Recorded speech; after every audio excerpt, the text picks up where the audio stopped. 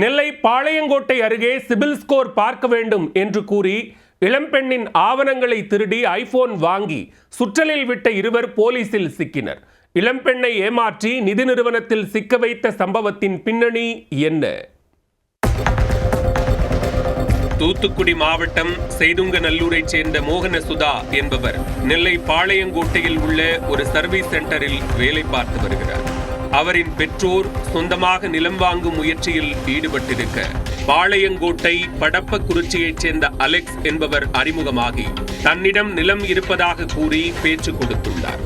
மேலும் நிலத்தை வாங்க தானே வங்கியில் கடன் பெற்று தருவதாகவும் கூறி அதற்காக சிபில் ஸ்கோர் பார்க்க வேண்டும் என்று மோகன சுதாவிடம் ஆதார், பான் கார்டு மற்றும் வங்கி ஆவணங்களை கேட்டு வாங்கியுள்ளார்.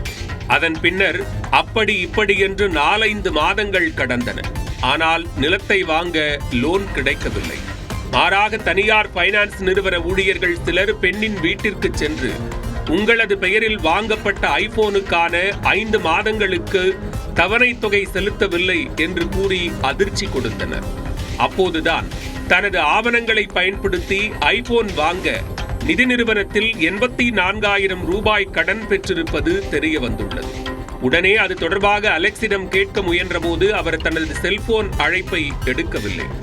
இதனால் அதிர்ச்சி அடைந்த மோகனா மேலப்பாளையம் காவல் நிலையத்தில் புகார் அளித்தார். புகாரின் பேரில் போலீசார் நடத்திய விசாரணையில் மோசடியில் ஈடுபட்ட அலெக்ஸ் மற்றும் வெங்கடேஷ் ஆகிய இருவரையும் கைது செய்தனர். சிபில் ஸ்கோர் பார்க்க வேண்டும் என கூறி பெண்ணிடம் ஆவணங்களை வாங்கி சட்டவிரோதமாக லோன் எடுத்து கைவரிசை காட்டிய சம்பவம் நெல்லையில் சலசலப்பை ஏற்படுத்தியுள்ளது.